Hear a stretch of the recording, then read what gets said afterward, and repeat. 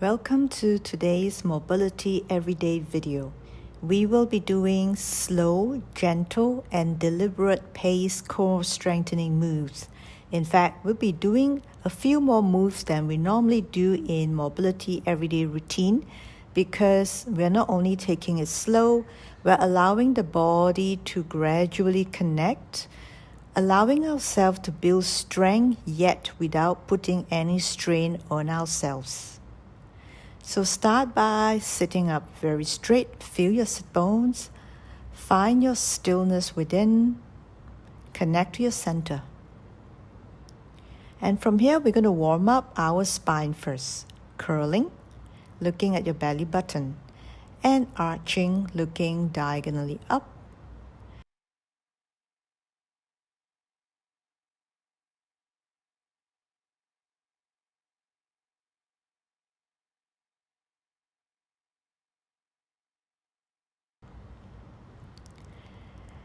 Arching your spine and curling.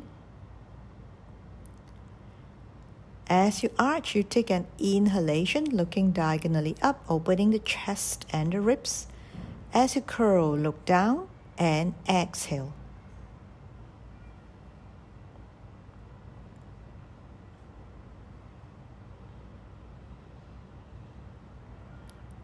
Allowing yourself to move gently and slowly, taking longer breaths, that's really good. When we take long breaths and be conscious of our movement at the same time, we are already strengthening our inner body.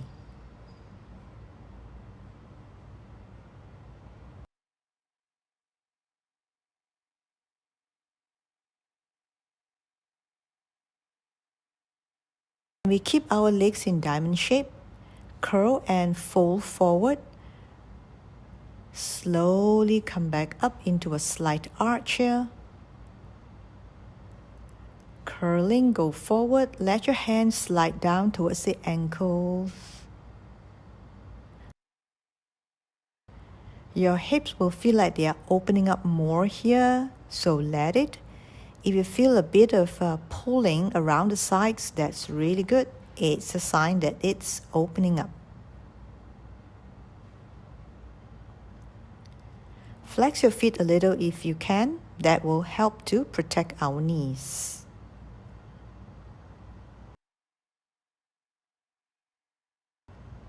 Now then, you're going to cross one leg and put it on the other. So cross your leg like you are doing the pigeon pose here. So I was rubbing my lower back just now. If you have missed it, doesn't matter. Just for you to know that by doing it this way, we are actually also lengthening the lower back. We are not just opening the hips. We are lengthening the lower back as we open the hips and curl forward.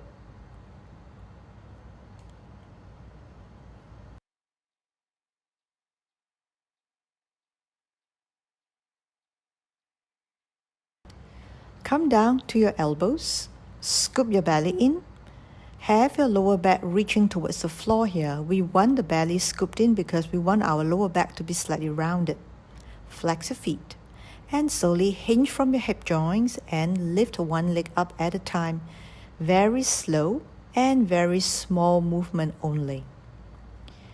Very, very important is that your lower leg does not move, okay? You're hinging from the hip joint. Your whole leg comes up from the hip joint. The knee, once you bend to get into position, stays that way. The lower leg doesn't move. The knee doesn't bend or straighten more. Keep that in mind. We are moving the whole leg.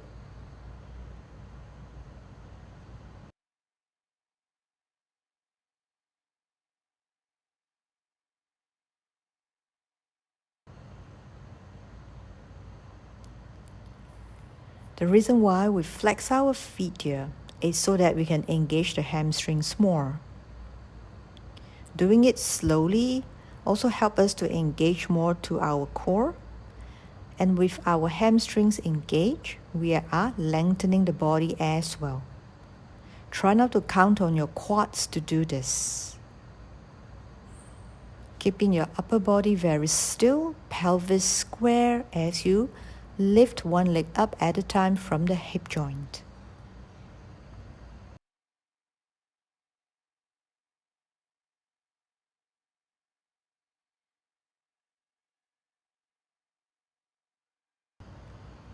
Now we're going to do something transitional here. Come up, turn your palms to face up and extend it backwards. Put it down and arch our spine looking up to the sky. Curl your spine, palms face up, extend it backwards here. And pressing your palms down on the mat, arching your spine, looking up.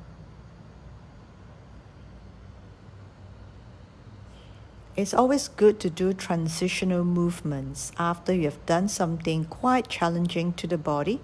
Although it's a soft challenge, but the body welcomes a transition that helps to reset it.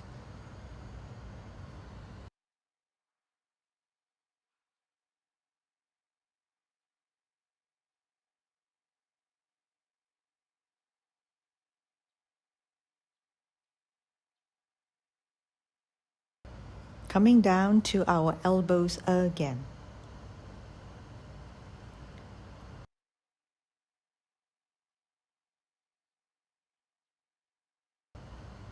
Flex our feet here, engage the hamstrings. Now hinge one leg up. This time you're going to straighten the leg with the base of the foot to the sky. Hold it there for a couple of seconds. Bend your knee and bring it down. Now note that my thigh's not moving, so try to keep your upper leg or your thighs still. So as you hinge your leg up, keep the thighs still and straighten the lower leg. As you bend the lower leg, keep the thighs still. Then you hinge down from the hip joints. Now next, you're going to straighten your lower leg up to the sky and start to bring your leg up and down with your foot flex.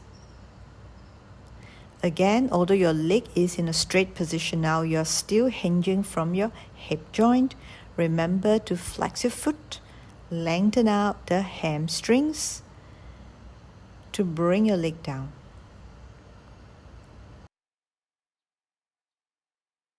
Try to take it a little bit further now. Bring your leg up close to your chest and then bring it down again. Try to bring the knee to touch your forehead or the thigh to your chest as much as possible. You won't be able to touch it, but the intention is to do so that we scoop in our belly more. It takes a lot of abdominal strength to do this, though it may not look like much.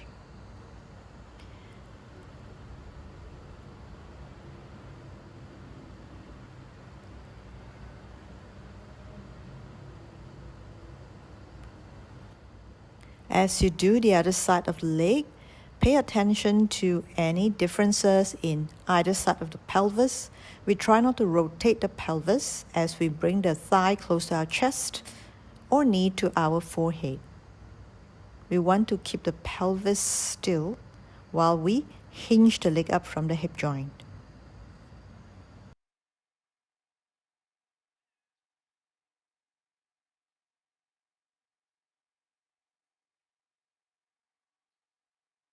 Everything we just did requires immense core strength. Although it doesn't look like it, much of it emanates from our lower abdominals.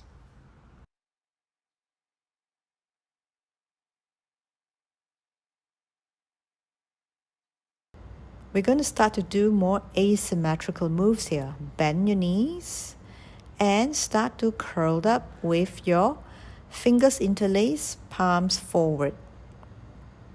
Imagine your arms pulling your head, neck, shoulders up. And of course, when you do that, always scoop your belly in. And then from here, you're going to start to move diagonally. Bring both arms to the outside of the right thigh here. You are working on your obliques now.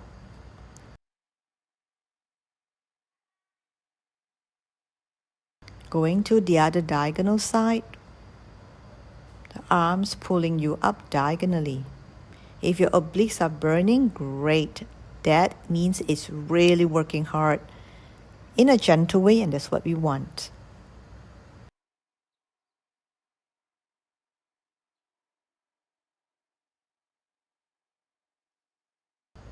And from here, bring one leg up, hold the outside of your thigh or the knee, bend your elbow and start to curl up diagonally.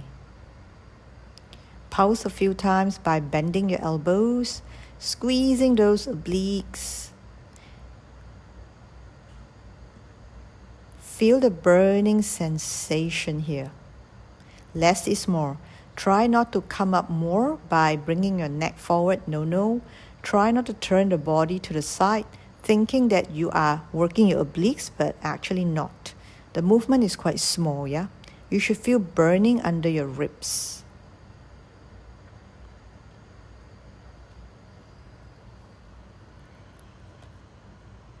Time to integrate the legs. The way we move our legs up and down while lying down, it actually shows how strong our core is. Now move your legs in scissors, accompanied by the arms in the same motion.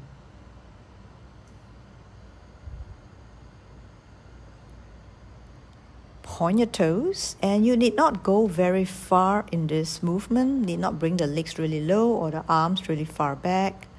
Keep the coherence of your arms and your legs. And then from here, we are going cross-section again, working diagonally. As you move to the right side, bring your left leg down. And when you bring it to the left side, bring the right leg down.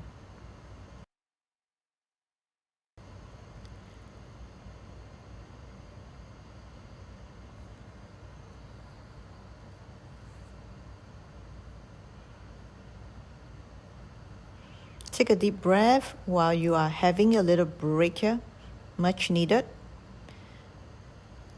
And from here, you're going to point your feet up towards the sky. And repeat one more set. And this time, alternately, one side after the other.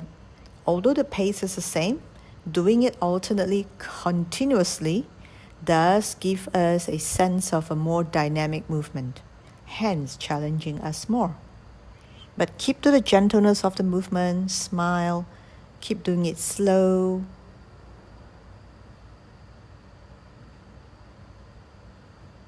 And I think this is about enough. So come up to sitting, and from here you're going to curl, scoop your belly in, but curl to relax your spine and arching to lengthen it here.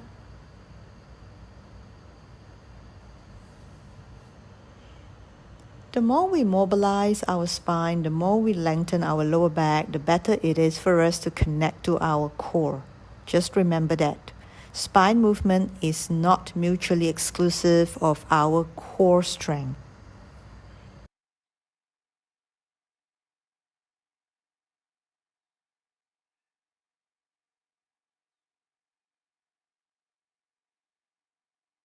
Okay, now we're going to come to facing front. And with that, I'm going to say we've come to the end of this video. It's a little longer than usual. I hope you like it. And from here, let me know how you feel about this set of movements in the comment section below. I'll love to hear from you. And with that, keep moving, keep getting better, because our body loves it when we move. We are born to move. Do like and subscribe, and I will see you very soon in the next video. Take care.